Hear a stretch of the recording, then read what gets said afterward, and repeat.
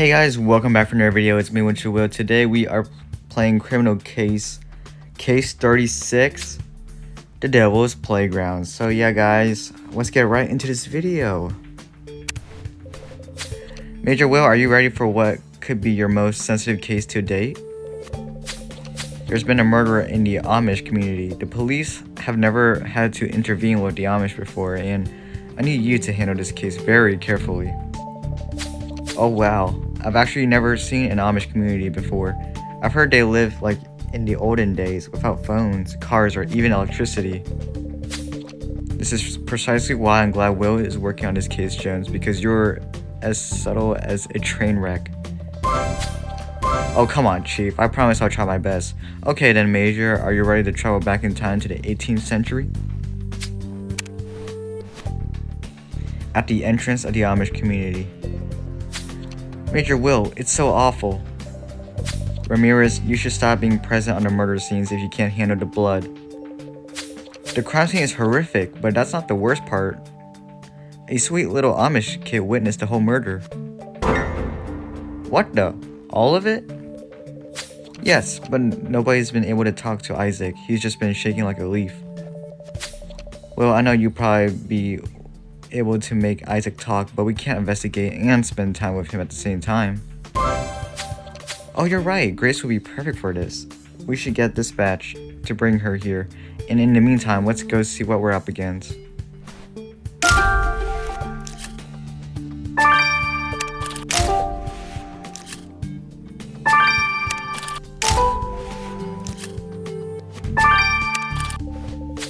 Ugh, the killer definitely has flourished for the visual. It's just so freaking unsettling. The victim's identity card states he was called Tom Blackwater. Let's send the body to get autopsied and see if Nathan can find anything else about him. And this kid is wearing a designer shirt, but Amish only dress in plain clothes.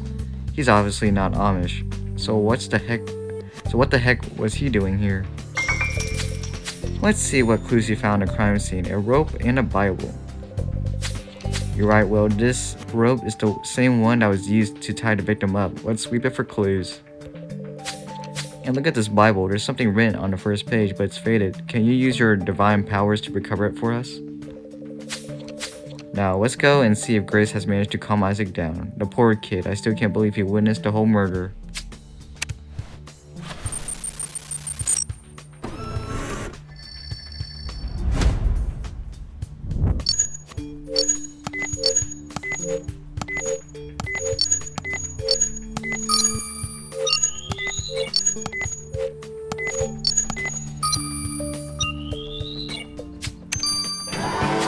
Excellent work, Will. You managed to find some hairs on the rope that was used to tie up the victim.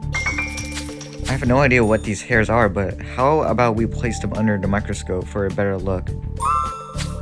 Wow, look at how detailed this hair is. Do you think it would be possible for you to run it through the database to find out what or who it belongs to, Will?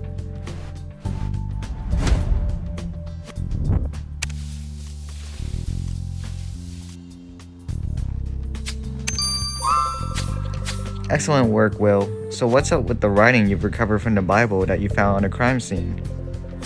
I vow to never stray from the Ordung and to resist the English way. Madison Springer. Huh. Do you think this is the Madison Springer, the Grimsboro College cheerleader who often gets caught up in our investigations? But if it is the Madison we know, it wouldn't make one drop of sense for her to refer to the Ordung, which is the Amish set of rules. Unless she's actually Amish. But surely that's impossible. I mean, look at her. She's everything the Amish stand against. You're right, Will. We should just go and ask her before my mind implodes. Grace, why are you dressed like an Amish woman? Chief King and I agreed that it would be best if I dressed like them so as to fit better while I kept watch over Isaac. And I'm sorry, Will, but I don't think little Isaac will be able to tell you much about the murder he witnessed. The poor lamb is so shaken up, he's not making much sense, and I'm scared talking to him about it will just make things worse. We'll be careful with him, Grace, we promise, but we have to try. We'll even let you do the talking if that helps. Hello, Isaac. We know how very scary this must be for you, but Major Will needs to know what you saw so that we can catch the bad person who did this. It wasn't a person. It was this huge monster, a beast with razor-sharp claws. Oh, so Alden. It chased after the man, and it was pure Okay, I think that's how you pronounced it. Pure what? Schletch. It is our word for evil. It was exactly like the monsters my father always told me about. Oh God. The monster picked the man up and threw him high into the air, and it roared so loudly, and then there was blood everywhere. Shh, don't worry, you're safe now, Isaac, we promise. Isaac seems convinced it was an actual monster that killed our victim. Why do you think that is, Grace? Isaac just can't accept that a human could be capable of such a gruesome act, and the only way he could process it by turning the killer into an actual monster. It would take time for him to even be able to remember vague details of what really went on.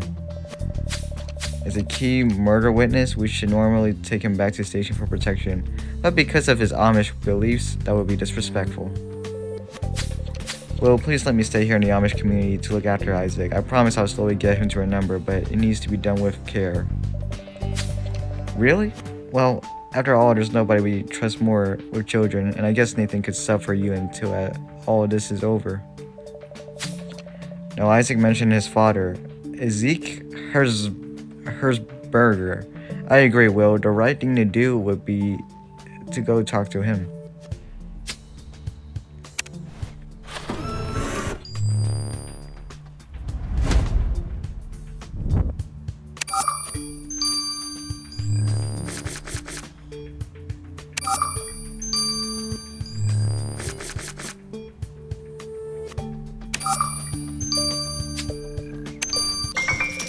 Great job, you took a microscope enchantment of that hair you found on that rope used for the murder. And from that you managed to determine that it is a horse hair. I honestly doubt our killer is an actual horse. I mean, there's no way a horse could have turned our victim into a scarecrow, not with the hooves they have. But for so many horse hairs to have been present on the crime scene, it obviously means our killer must have been riding one. Madison, we need your help in solving quite the mystery. We have reason to believe you're Amish. Is that true? What? That's just so absurd. Do I even look freaking Amish to you? Yeah? Now, if you excuse me, I got a prom ball to organize. Okay then, I guess we'll just go back to the Amish community and ask them if they know of this party-loving cheerleader girl who...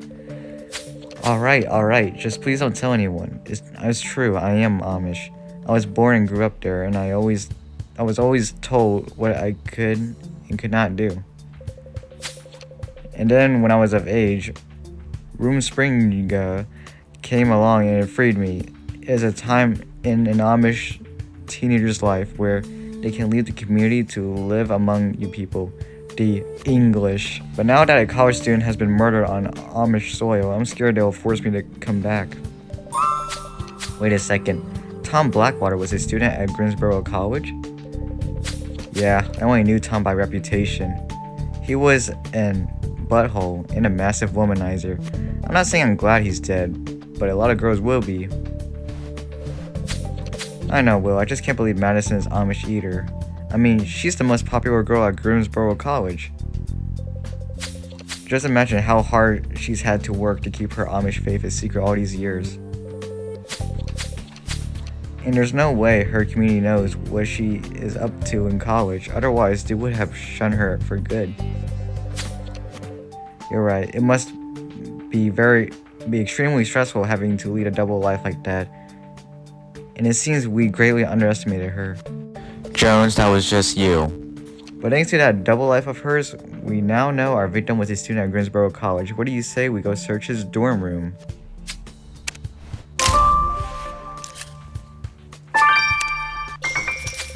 At first glance, this box of student belongings in our victim's bedroom doesn't seem to hold anything of interest to us. But since students always bury everything under a pile of crap, Who knows what we could find? Are you ready to get looking, Willow? What are you doing talking to my son like that? Can't you see Isaac's in no state to talk? Have you no shame? We're sorry, Mr. Hertzberger, but it's police regulation. We're treating him the best we can, and a woman from our department will stay here to look after him. Oh, well. Why did this murder have to happen on our land? Why? We try and close ourselves off from the evils of the outside world, and still they try to come in. How can you be so sure it wasn't an Amish who killed that boy? Resist not evil, but whosoever shall smite thee on thy right cheek, turn to him the other also. That is from the Gospel of Matthew. This case is going to trigger more of my stuttering, and I thought my stuttering wasn't bad enough already. And it means we Amish are not killers. We strongly believe in nonviolence. We would rather be killed than even defend ourselves. That is God's will.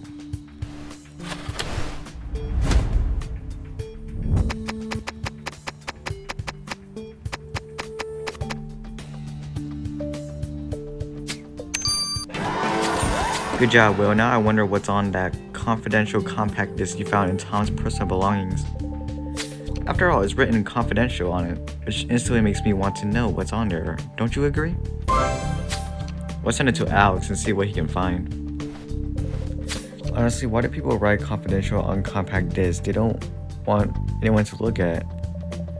I know, right? But more to the point, what did you find on the compact disc that was in our victim's bedroom? Well, it turns out your victim, as well as being a student, also had a part-time job on the side for a company called Golden Land. The company Golden Land buys up agricultural land and turns it into railway lines. It often gets attacked by ecological groups for destroying the countryside. And Tom's job was to buy the land? Yep, Tom was supervised by a certain Dylan Cobbs, and get this, Tom's latest assignment was to help buy up the Amish land to build a railway line through it. Ugh, did they have no shame? Building a railway line through it would ruin the peaceful Amish community for good. We can't speak to Tom because he wound up dead on the Amish land he wanted to buy, but we can go question his employer, Dylan Cobbs. Dylan Cobbs, we would like to ask you a few questions concerning your employee, Tom Blackwater, and his untimely death. I can give you a minute, but time is money, and at the moment I don't have enough of either. So yeah, Tom is just my luck that my most promising employee had to go and die. I mean, can you imagine the hours I spent training him? But maybe it's a blessing in disguise. Tom had changed recently. His last assignment here was to buy out that Amish land, but he failed at it.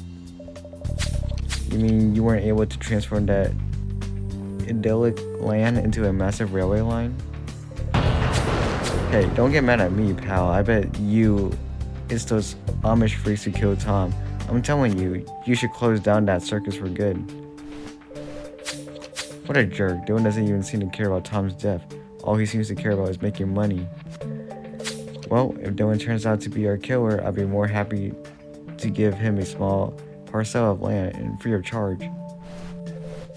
Your victim died a gruesome death. His skin was punctured time and time again by a pitchfork, or something similar, which slowly bled him out like a scythe. Why do killers have such twisted imaginations, bleeding Tom to death and then turning him into a scarecrow? I'm just thankful Will is here to catch such monsters. Now, at first I didn't find anything of note on the body, and I honestly didn't think I was going to find anything. But then I screened the body under black light and I managed to recover a faint trace of a shoe print. I'm guessing the killer must have stepped on your victim as he was placing him on the fixture to turn him into a scarecrow. The problem is I was unable to determine from what type of shoe it came from. Don't worry, Nathan. Why don't you hand it over to Will? I'm sure such a pro will figure it out in no time.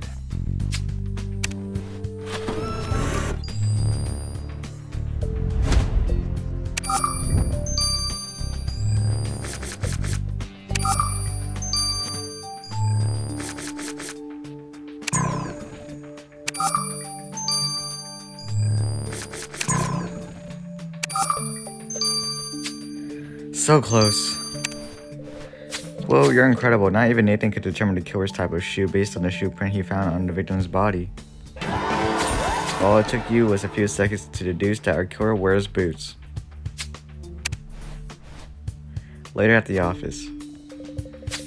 This case just keeps getting weirder and weirder. A college kid dies on Amish soil, somewhere I definitely wasn't meant to be. And then we discovered that the University Queen Bee is in fact Amish, yet she seems to be desperate to hide her double life for both sides. Why do the Amish have to go to such extremes to shut the modern world out? And why does the modern world feel intent on mocking them? Major Will, I did some asking around, and apparently your victim was spotted recently with a girl. We're living in the 21st century, Ramirez, so why would that be so shocking? Because the girl Tom was seen with was Amish. What the? There you go, that's the reaction I was looking for. Well, your victim was seen with an Amish girl. What the? Amish aren't allowed to date non-Amish people. If ever it was found out, it could have caused a scandal in the Amish community. But how on earth will we ever find out who that Amish girl was? When I was younger, I always used to take my future wife to the kissing spot. It's the most romantic place in all Greensboro, so maybe that's where your lovebirds went. Thanks for sharing, Ramirez, but if it's true, if Tom and his Amish girlfriend wanted somewhere secluded from the world, it makes sense to go there. But Will, what do you say we go check it out? If you hurry, you'll be able to catch the sunset. It's so beautiful. Why does my phone have to ring just as we're about to leave? I'll keep it short. Hello? Hello there. Look, I shouldn't be talking on the phone. Why? Are you in trouble, Grace? Of course not, silly. I'm just trying to be respectful of the Amish way. They don't believe in modern technology. But I thought I should phone because I've been asking around the community, and Dylan was recently spotted fighting with your victim. As for the murder witness, Isaac, he's starting to open up, but he's not there yet. I'll keep you posted. Good luck out there. Having your employee fall for an Amish girl must have been complicated. Dylan's attempt to buy up the Amish land. You're right, Will. We should go talk to him. Look at that sunset, Will. In the view, this spot overlooks the whole of Greensboro. You're right, let's not get sidetracked. We're here to look for clues as to whether our victim came here with an Amish girl. Ready when you are.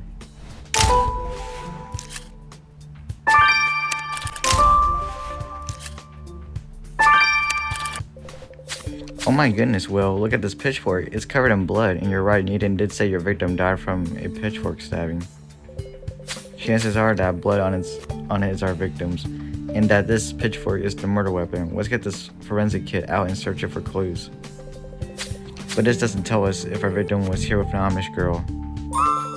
You think this pile of dirt might hold a vital clue, Will? Well, we better get digging then.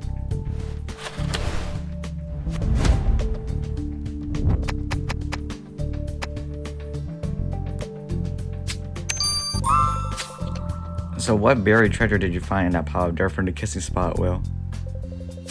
A note, and look, there's our victim's name written on it. Why on earth would he go through the trouble of burying a note? I wonder. Good point, Will. If you could recover that faded text, maybe the mystery will reveal itself.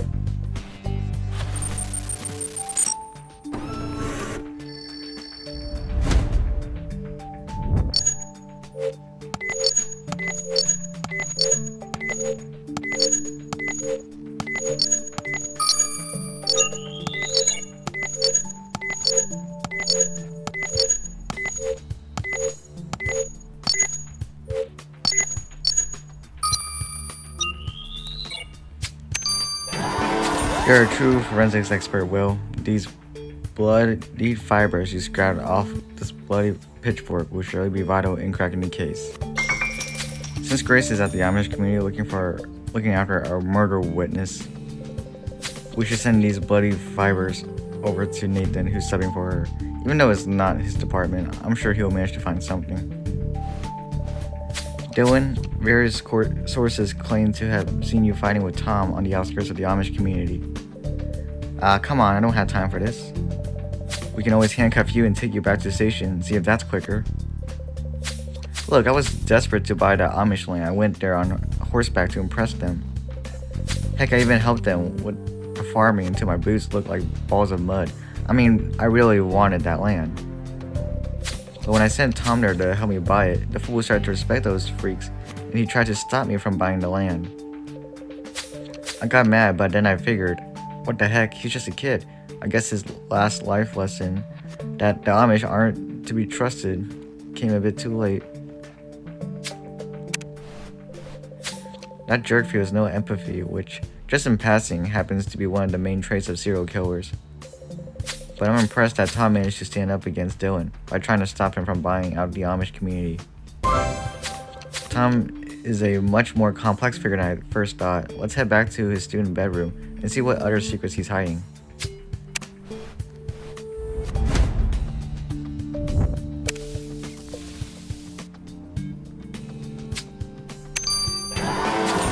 As skilled as ever, Will, look at the writing on this note you recovered. It's a promise between two lovers. Roses are red, violets are blue. Jones should work at Burger King because he likes eating food. I vow to love you, in this life and the next. Hannah Hershberger, Tom Blackwater.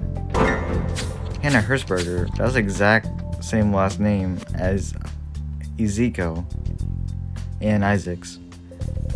So Tom was in love with an Amish girl. Whoa, that wouldn't have been well accepted by the Amish community. You're right. Hannah must be Ezekiel's daughter. Come on, we better go talk to her.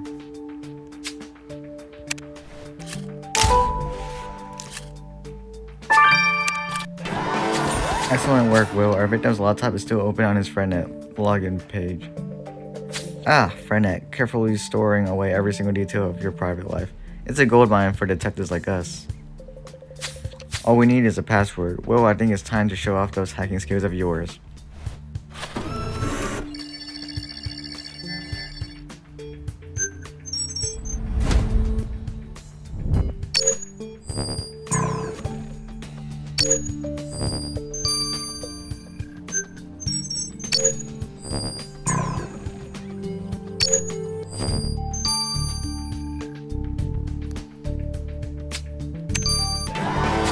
Beautifully done, Major. You managed to hack into our victim's FriendNet account in no time at all.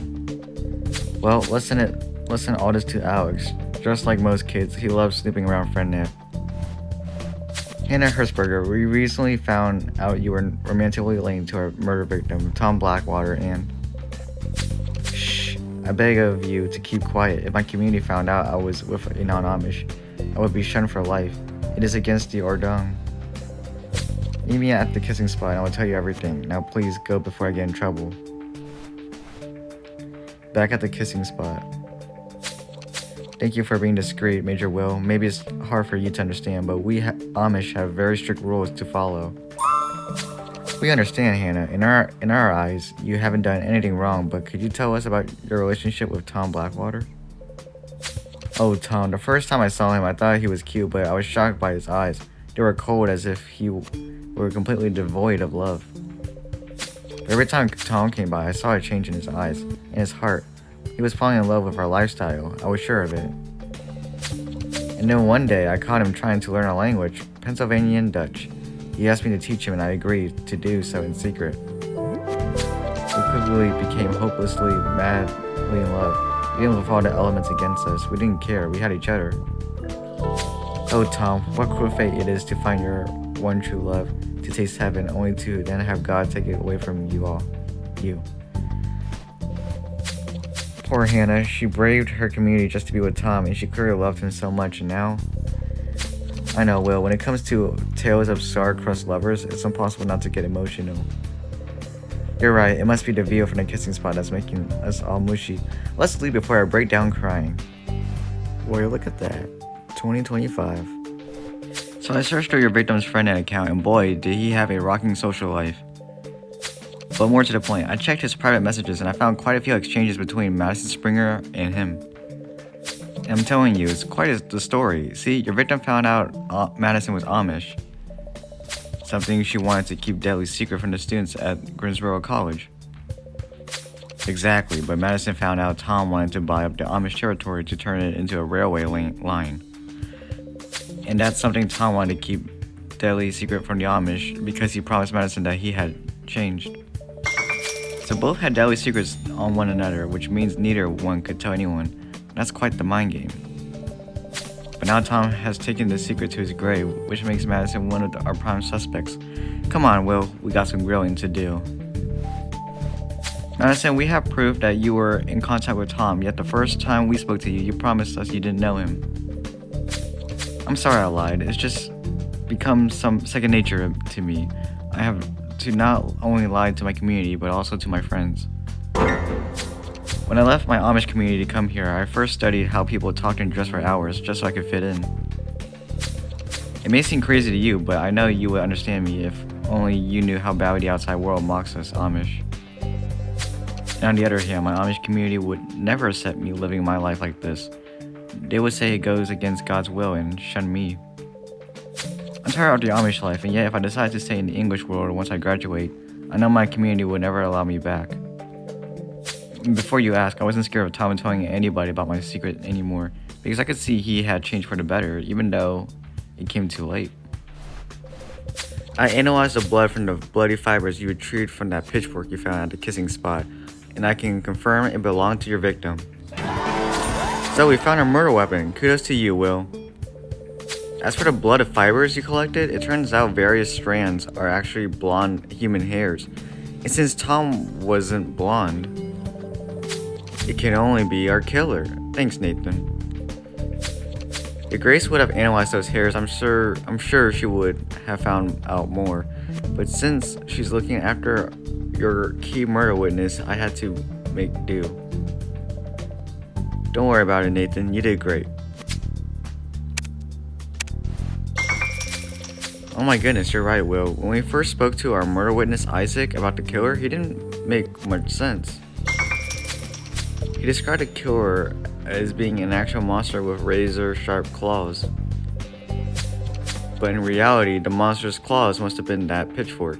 This is amazing. It actually means that Isaac is a reliable witness. But we still need to wait for Grace to slowly get the boy to open up before we hope to learn anything else about what we really saw, or what he really saw. After a hard day's work. Well, do you also have this horrible feeling that our victim's death is going to spark even more tragedy before this case ends? Major Will, you got to help me. It's horrible. My cousin Hannah. I'm scared she's going to kill herself to be reunited with Tom. Oh goodness, this can't be happening. And that is going to take us to chapter 3 in the additional investigation, guys. I hope you guys enjoyed today's video. I'll see you guys next time. I love you all. Goodbye.